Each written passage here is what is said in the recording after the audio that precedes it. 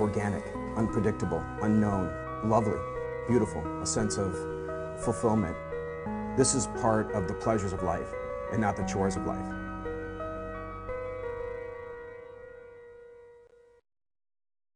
Coming up on Daily Iowan TV. Welcoming students back to campus, what some senior Hawkeyes say are the most important things to know about being a student at Iowa. And ready to hit the field, our athletes are ready for football season. But what about our halftime entertainment? Find out about this year's marching band next. And in sports, we'll catch you up on everything black and gold you missed this summer. All that and more next. Daily Iowan TV starts now.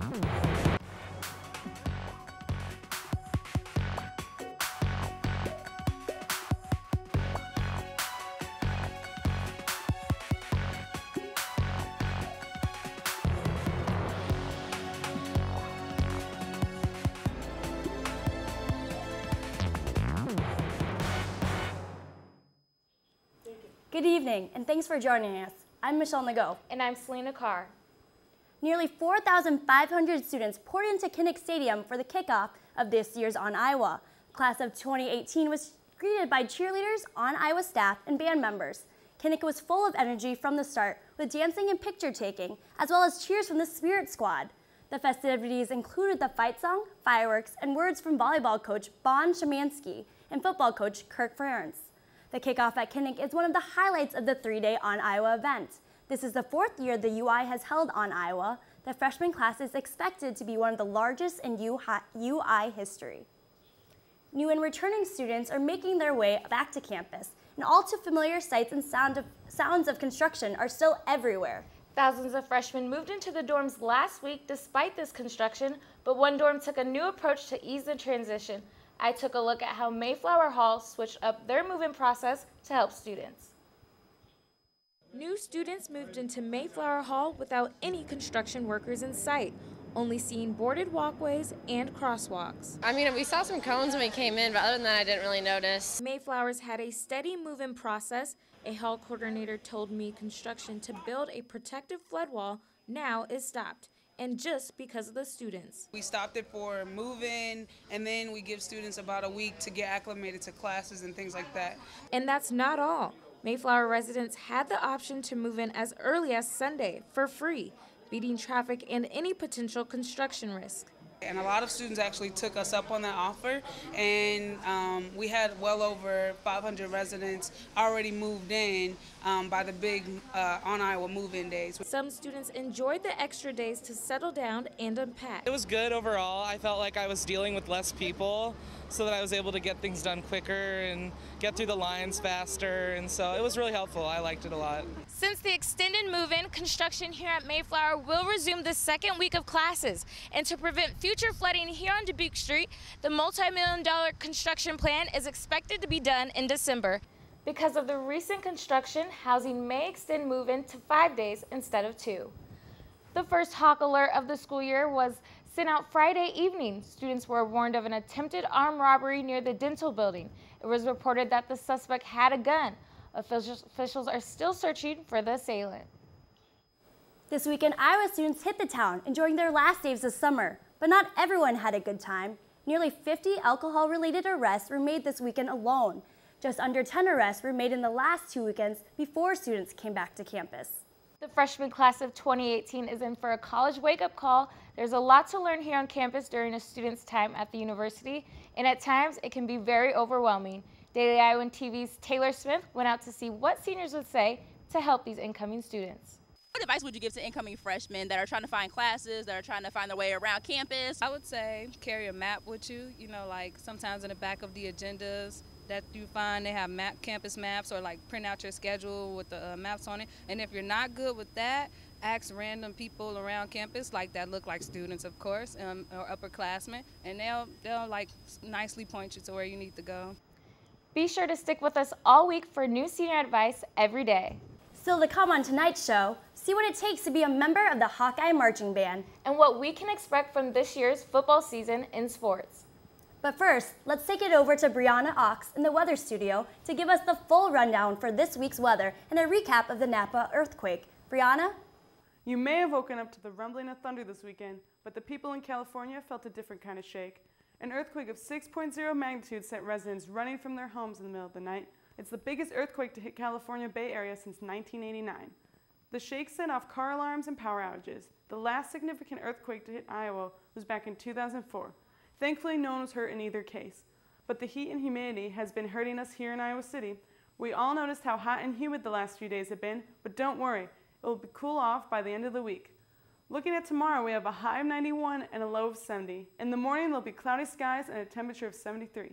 Afternoon clouds will stay and temperatures will rise to mid-80s. By evening, break out the umbrellas because there'll be a chance of rain with temperatures in the high 80s. Looking at the rest of the week's forecast, lingering thunderstorms with possibilities of rain will be heading our way. Temperatures will take a dip from 81 to the high 60s, then back up to 78 on Friday. Game day Saturday will stay in the upper 70s. That's all I have for you in the weather studio. Back to you at the desk. Thanks, Brianna. The largest student-run festival in the nation will no longer happen.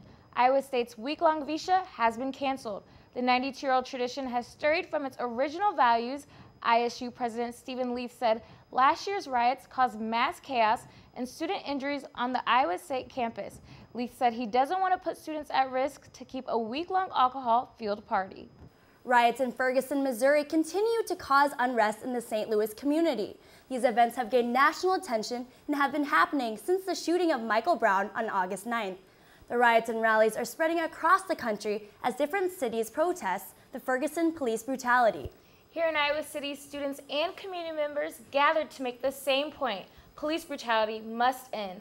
The rally to end police brutality was organized by UI student Kyla Wheeler on Facebook. It was hosted in the Pedestrian Mall Thursday and was attended by students, staff, and even police officers. Iowa City residents spoke out about experiences with racial profiling, while others gave speeches and read poetry. The goal of the rally was to highlight police abuse victims and call the community to action.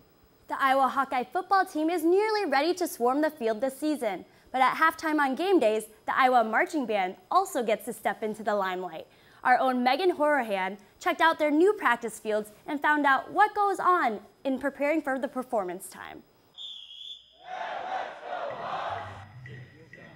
Imagine working 12 hours a day for 2 straight weeks. That's what the Iowa Hawkeye marching band has been doing to get ready for the first football game this coming Saturday. It's a lot of work. It's a pretty hard exercise, getting your legs up, especially since we're not doing it all summer. But practice just got a little easier with the new indoor and outdoor practice field. We have this indoor facility that's marked precisely as Kinnick Stadium, so it's like a dress rehearsal every day. The $15 million facility is replacing the outdoor location on Park Road. This week is focused on getting the fundamentals down, learning traditions, and performing the halftime show. And then they take the field at Kinnick Stadium, which is a completely different experience than most Hawkeye fans ever get. I always remember my first time freshman year. It was just, it's a life-changing experience. The marching band is composed of nearly 250 members, and these new fields mean each one of them can perfect their skills in a way they never could before. Anyone who knows marching bands, especially college marching bands from around the country, knows the Big Ten is absolutely the best. And I'm glad that our band, who is definitely one of the best bands in the country, has a facility to match how good we are. The marching band is not the only group of people who get access to this field. Iowa Athletics and Recreational Services will get use out of it as well. But for now, the band is here, getting ready to put their uniforms on for their debut appearance this coming Saturday.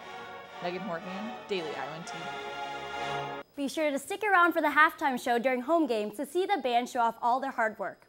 There was a lot happening over the summer in Hawkeye Athletics with Kirk Ferentz's football squad. That's right, Michelle. We'll now toss it to our Daily Iowan TV sports studio, where our own Chelsea Brown and Cody Goodwin are standing by to help fill us in on things. How about it, guys?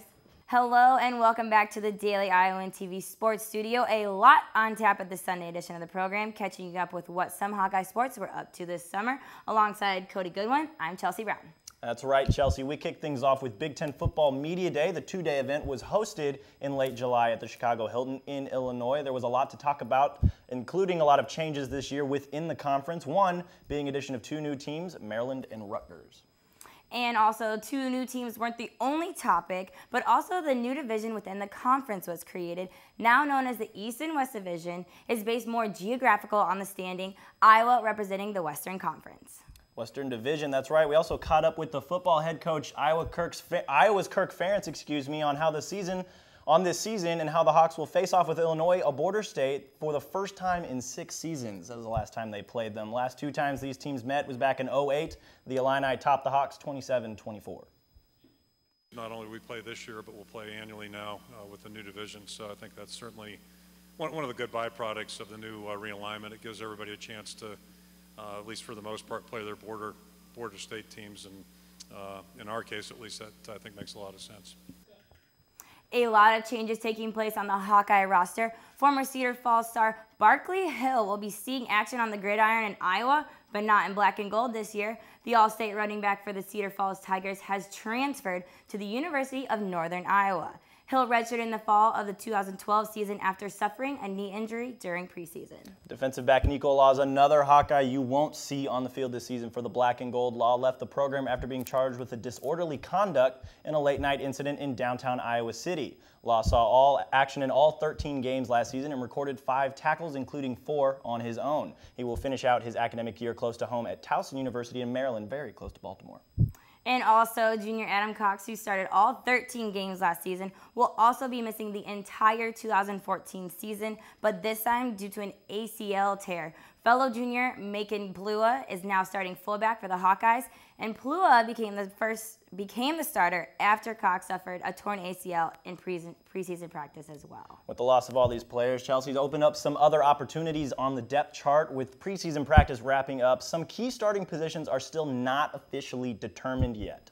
In the linebacker positions, there is a lot of room for growth, with junior Travis Perry being the most experienced comparing to Bauer, and in the offense, Josie Jewell, a redshirt freshman, and Spearman with only a year under his belt in that position. And in the running back position, the battle between Mark Wiseman and Damon Bullock continues with 2 seniors who have 2 very different physical aspects, and the kicker position has yet to be determined since the loss of graduate Mike Meyer.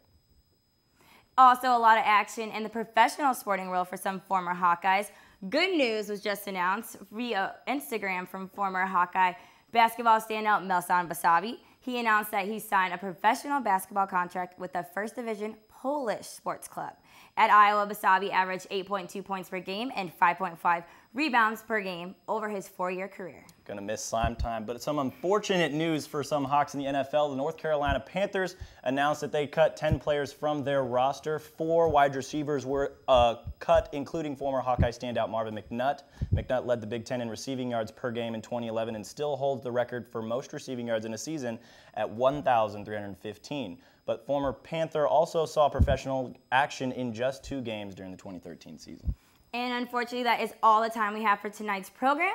Be sure to tune in for tomorrow where we have our Monday Whip Around crew. They will be back in action. We'll talk about all the changes in collegiate sports that's happened over the summer. Only with Daily Iowan TV can you get a sneak peek at tomorrow's pages of the Daily Iowan. I'm here today with Metro editor Rebecca Morin. In tomorrow's paper, she has a story about Texas and the immigration. She was there this summer. Rebecca, can you tell us a little bit about what you saw? Yeah, so I'm originally from Texas. I grew up there my whole entire life.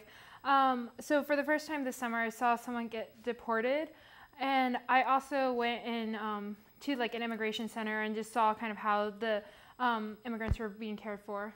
Can you tell us a little bit about what the story is about? Yeah, so it's mostly focused on my personal experience about what I saw in those experiences, and a little bit just kind of more detailed and more specific. Sounds like a great story. Be sure to pick up a copy of tomorrow's Daily Iowan to check out Rebecca's article and read the rest of the first paper of the year. Well, that's your most current edition of Daily Iowan TV. Stay updated with us on Facebook or Twitter at DITV News. Thanks for joining us and have a good night.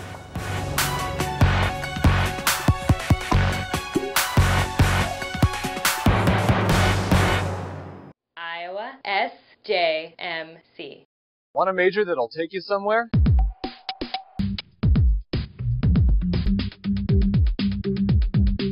I joined and now I'm in Los Angeles, California, interning for Conan O'Brien at Warner Brothers Studios.